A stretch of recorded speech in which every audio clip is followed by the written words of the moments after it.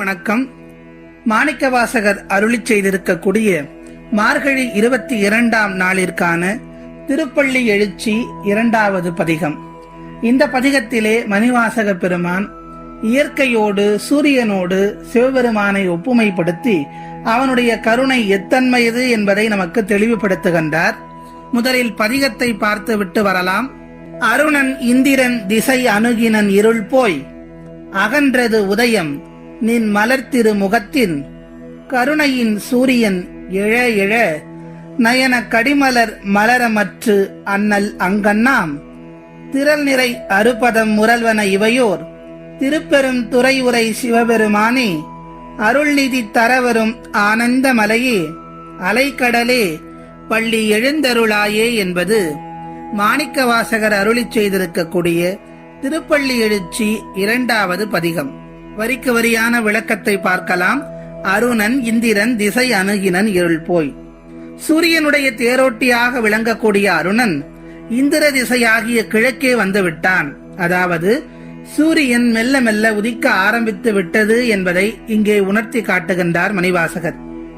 அடுத்த வரிகளில் அகன்றது உதயம் நின் மலர்த்திரு முகத்தின் கருணையின் சூரியன் எழ எழ நயன கடிமலர் மலரமற்று அண்ணல் அங்கண்ணாம். சூரியன் மெல்ல மெல்ல உதயமாகி கொண்டிருக்கிறது. அந்த சூரியன் எப்படி உதயமாகிறது என்பதை இறைவனோடு ஓமானத்தோடு சொல்லுகின்றார்.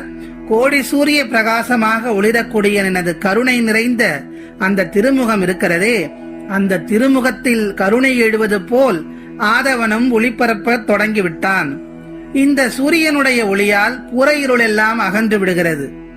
உலகத்திலே இருக்கக்கூடிய இருள் வெளிச்சமாக சூரியன் வந்தவுடன் மாறிவிடுகிறது.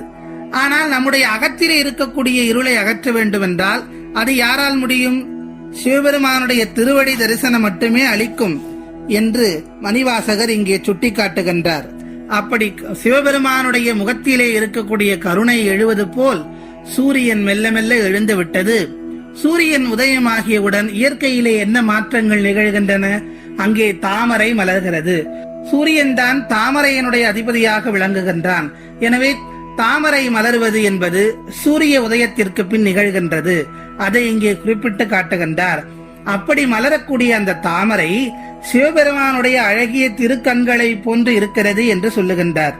கடிமலர் மலரமற்று அண்ணல் அங்கண்ணாம் என்ற வரிகளில் சிவபெருமானுடைய அழகிய கண்களை போன்று தாமரைகள் தடாகம் முழுவதும் மலர்ந்து கிடக்கிறது என்று சொல்லுகின்றார்.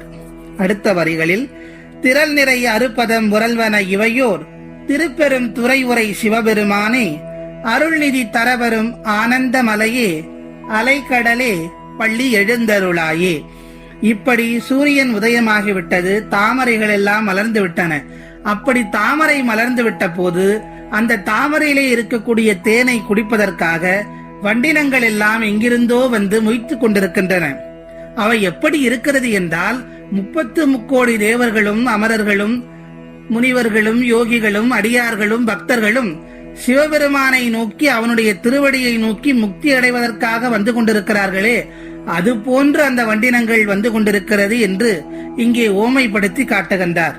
அப்படியெல்லாம் அடியார் பெருமக்கள் எல்லாம் வந்து சிவபெருமானுடைய திருவடிகளை நோக்கி வந்து கொண்டிருக்கிறார்கள். இது எங்கே நிகழ்கிறது என்றால் திருப்பெருந்துறையிலே எழுந்து அருள் செய்யக்கூடிய சிவபெருமான் வீற்றிருக்கக்கூடிய அந்த தலத்திலே நடக்கிறது என்பதை சுட்டி காட்டுகின்றார்.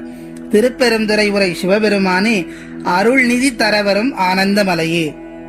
இப்படி அவரை நோக்கி வரக்கூடிய அடியவர்களுக்கு அருள் என்னும் செல்வத்தை அளவில்லாது வாரி வழங்கக்கூடியவர் சிவபெருமான். வள்ளல் தன்மை மிக்கவர் என்று குறிப்பிடுகின்றார். அவர் எப்படிப்பட்ட இன்பத்தை கொடுப்பவர் என்றால் ஆனந்த மலையாக விளங்கக்கூடியவர். ஆகவே ஆனந்த மலை போல் அந்த இன்பத்தை அள்ளித்தந்து திருப்பெருந்துறையிலே நம்முடைய பிறப்பை அறுக்கக்கூடியவன் அந்த சிவபெருமான். அவன் அருளை மட்டும் வழங்க மாட்டான், இன்பத்தை மட்டும் வழங்க மாட்டான், பிறப்பையே அறுத்து பிறவி பிணியை தீர்க்கக்கூடியவன் என்பதை இங்கே குறிப்பிட்டு காட்டுகின்றார். அப்படிப்பட்ட சிறப்புகள் வாய்ந்த திருப்பெருந்துறை உரை சிவபெருமானே, நாங்கள் எல்லோரும் வாழ நீ பள்ளி எழுந்தருளாயே, கண் விழித்து எங்களை பார்க்க மாட்டாயா என்று கேட்கின்றார் மணிவாசகர். ஆண்டவனை எழுப்பும் இந்த திருப்பள்ளி எழுச்சி பாடலில் மறைப்பொருளாக ஒரு செய்தி உள்ளது. அது தாமரையை தேடி வரும் வண்டினங்கள் போல சகல ஆன்மாக்களும் ஈசனை நோக்கியே தரிசிக்க ஓடி வருகின்றன. வராத ஆன்மாக்கள் தேனை பருக முடியாது என்பதுதான்.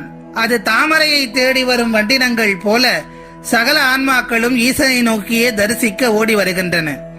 ஓடி வராத ஆன்மாக்கள் தேனை பருக முடியாது என்பதுதான். தாமரைக்கு அருகிலேயே வாழக்கூடிய தவளைகள், மீன்கள், நத்தை போன்ற பூச்சிகள் எவையும் தாமரையை பற்றியோ அதில் உள்ள தேனை பற்றியோ அறிந்து கொள்ளவில்லை. அதனால் அவற்றுக்கு தேனின் ருசி தெரியாது, தாமரையின் மகத்துவமும் தெரியாது. ஆனால் எங்கிருந்தோ பறந்து வரும் வண்டுக்கு தேனும் கிடைக்கின்றது, வாழ்க்கையும் ருசிக்கிறது. இது ஏனென்றால் ஒரு ஆன்மா ஈசனை அடைவதற்கு கூட அந்த ஈசனின் அருள் இருக்க வேண்டும் என்பதனையே காட்டுகிறது. இதைத்தான் மணிவாசகர் அவன் அருளாலே அவன் தாள் வணங்கி என்று சொல்லுவார். சிவமே விரும்பினால் ஒழிய சிவத்தை அடைய முடியாது என்பதே இதனுடைய தத்துவம். ஈசனை பற்றி கொள்ளும் ஆன்மா பரவசம் என்னும் பெருந்தேனை உண்டு மயங்கும். அந்த பரமானந்த மயக்கத்தில் தன்னையும் சிவத்தையும் உணர்ந்து தெளிவு கொள்ளும். ஆகவே மணிவாசகர் சொல்வது போல் நாமும் சிவன் என்று சொல்லக்கூடிய அந்த மலரிலிருந்து முக்தி என்ற தேனை பருகி அவனுடைய தாளை பணிந்து சரணடைவோம். மீண்டும் நாளைய திருப்பள்ளி எழுச்சி பாடலில் உங்கள் அனைவரையும் சந்திக்கிறேன். வணக்கம்.